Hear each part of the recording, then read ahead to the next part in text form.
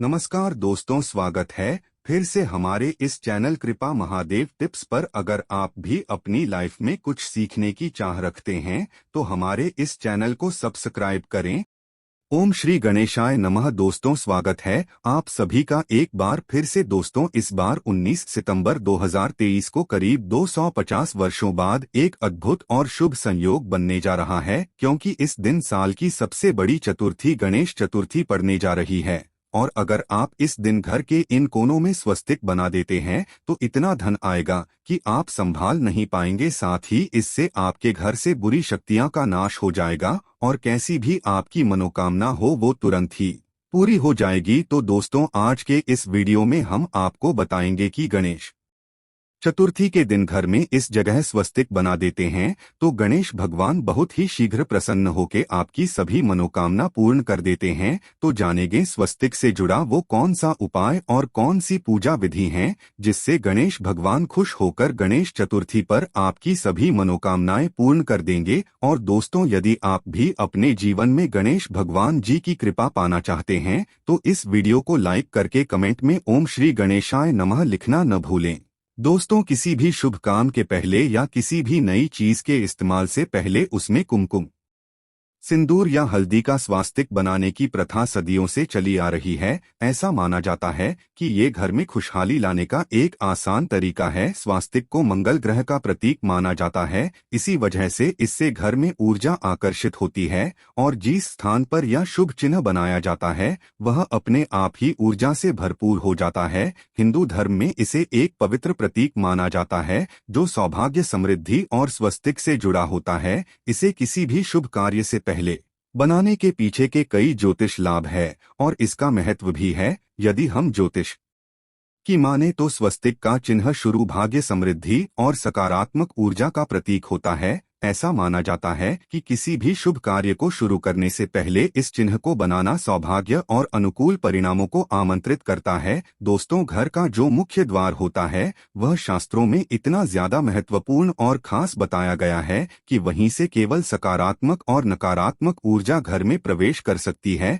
काफी लोग इस बारे में नहीं जानते हैं कि जितनी भी नकारात्मक ऊर्जाएं होती है या फिर सकारात्मक ऊर्जा एवं कुलदेवी, कुलदेवता हो, पितृ हो, जितनी भी चीजें होती है, जितनी भी अदृश्य शक्तियां होती है, वह केवल घर के मुख्य दरवाजे से ही घर में प्रवेश कर सकती है। लेकिन काफी लोगों के घरों में ऐसा होता है कि इतनी नकारात्मक ऊर्जाएं वास करने लग जाती है कि उनका अपने खुद के घर में मन नहीं लगता है और बिल्कुल ऐसा मन करता है कि घर से बिल्कुल किसी भी प्रकार से बाहर निकला जाए। और यह चीजें आपने खुद भी काफी बार देखी होंगी कि जब भी आप घर से बाहर रहते हैं उस समय तो आपका मन बिल्कुल ठीक रहता है, लेकिन जैसे ही घर में प्रवेश करते हैं इस प्रकार से लगता है कि ना जाने कितनी नकारात्मक शक्तियों ने आपको घेर लिया है। तुरंत ही बहुत ज्यादा घबराहट, बेचैनी हो जाती है। काफी लोग उनके बारे में बताते भी हैं और पूछते भी हैं। तो दोस्तों, आपको बता दें कि जब भी इस प्रकार होता है कि घर में नकारात्मक ऊर्जा वास करें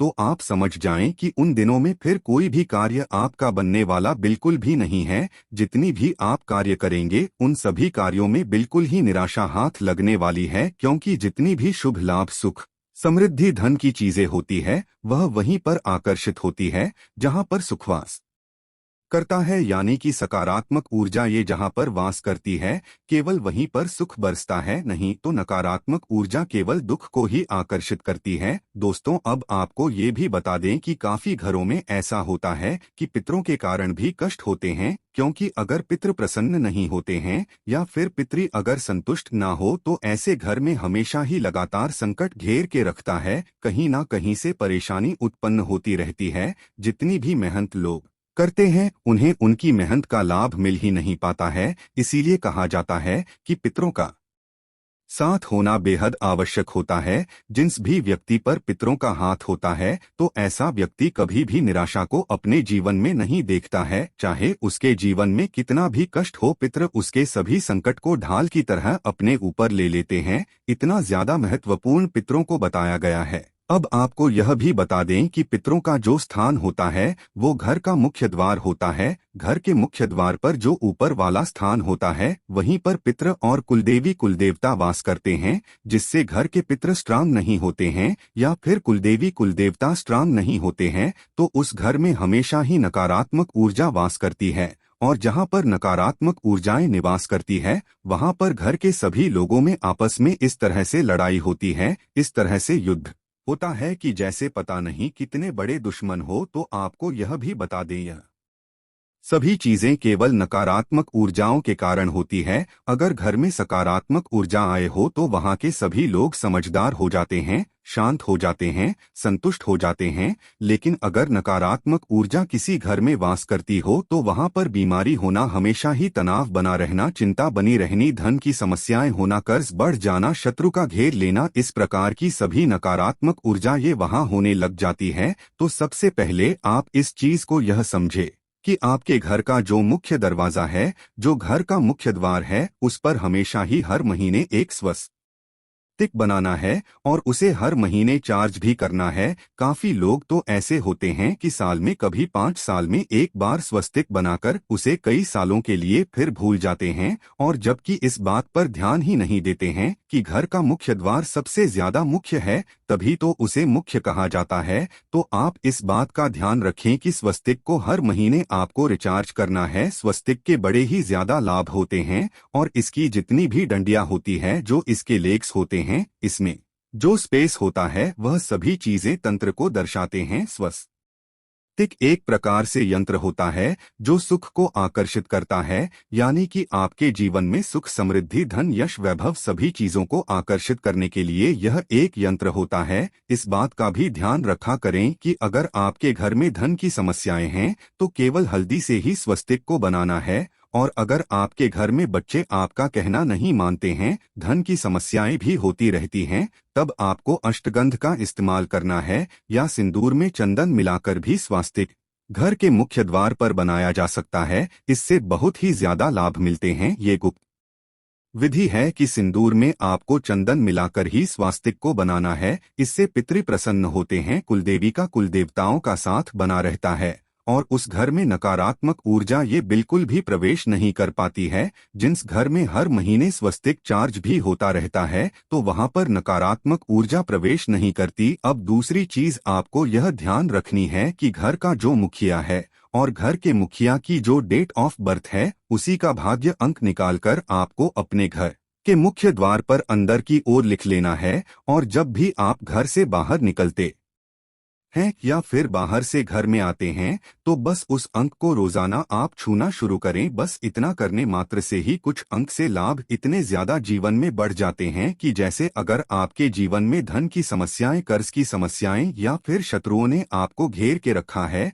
तो अपने भाग्य अंक को रोज छूने मात्र से ही उस अंक से आपको इतनी शक्तियां प्राप्त होती है कि जो जीवन के कष्ट है वह आपके समाप्त हो जाते हैं। अब आपको यह करना किस प्रकार है, यह भी आप जान ले दोस्तों।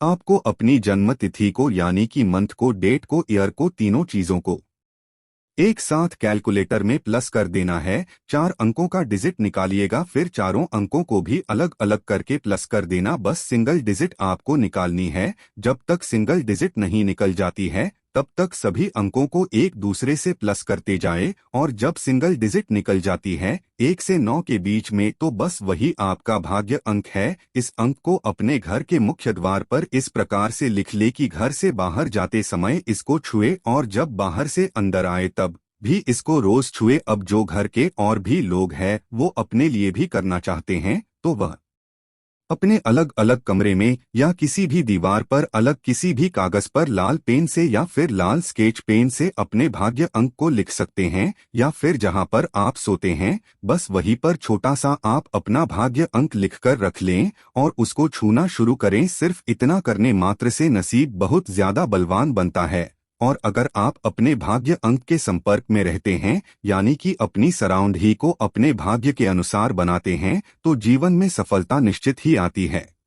अब आप यह देखिए कि भाग्यांक केवल डिजिट नंबर या कोई एक अंक नहीं है, बल्कि यह चीजें आपके घर की अदृश्य शक्तियां को दर्शाती है। यानी कि इस भाग्यांक में आपने जन्म लिया है तो इस प्रकार से आप अपने भाग्य की जो है उससे संपर्क में जुड़ जाते हैं और वहीं से आपको हीलिंग प्राप्त होती है। आपको यह भी बता दें कि जितनी भी अदृश्य शक्तियां होती है, जितनी भी सकारात्मक शक्तियां होती है, वह एक प्रकार से एंगल ही कही जाती है, यानी कि ये इतने ज्यादा अच्छे होते हैं कि बस केवल आपकी मदद करना चाहते हैं। अगर आप किसी भी तरह से उनसे संपर्क बनाना जान जाते हैं तो चाहे आप उन्हें फिर कुछ भी कहें, निश्चित ही आपके कार्य को करते हैं। बल्कि सकारात्मक ऊर्जा का कार्य केवल इतना ही है कि वह उस व्यक्ति की मदद करें जो केवल दुख में होता है, परेशानी में होता है, या जो भी जिस भी व्यक्ति के जीवन में संकट हो, अगर वो उन अदृश्य शक्तियों से संपर्क बना लेता है तो उसे निश्चित ही सहायता सफलता प्राप्त होती है।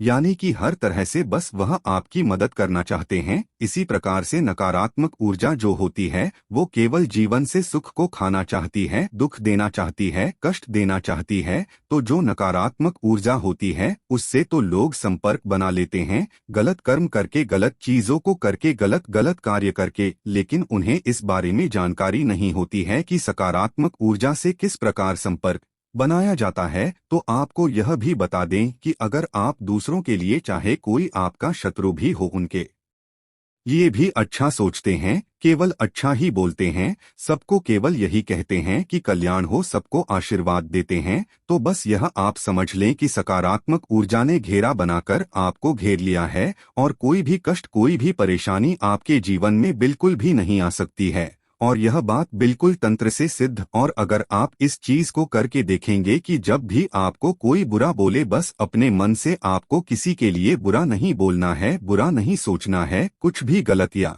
नकारात्मक आपको अपने मन में नहीं लेकर आना है। बस केवल इतना 4 दिन आप खुद कर के देखे, 5वें दिन आप खुद समझ जाएंगे कि कितनी ज्यादा बड़ी बात इस वीडियो में आपको पता चल गई है। क्योंकि जैसे ही आप दूसरों का भला सोचने लगेंगे, कल्याण सोचने लगेंगे, किसी के बारे में बुरा नहीं बोलेंगे, किसी को गलत नहीं कहेंगे और ना ही किसी के बारे में गलत करने की सोचेंगे, तो बस उसी समय से सकारात्मक ऊर्जा सेवक की तरह आपके कार्य करती है। जो भी आप चाहते हैं वह आपको लाकर देती है और किसी न किसी रूप से आपको यह भी संकेत देती है कि हम आपके आसपास है। इस बारे में और भी ज्यादा विस्तार से जानेंगे कि किस प्रकार सकारात्मक ऊर्जा संकेत देती है, किस प्रकार उनसे बात की जा सकती है और किस प्रकार से वह स्वप्न में भी आती है। क्योंकि जैसा कि आप जानते हैं कि नकारात्मक ऊर्जा घबराहट देकर, परेशानी, कष्ट देकर दर्शाती है कि नकारात्मक ऊर्जा आपके आसपास घूम रही है, उसी प्रकार से सकारात्मक ऊर्जा भी संकेत देती है, बल्कि नकारात्मक ऊर्जा से ज्यादा स्ट्रांग संकेत देती है,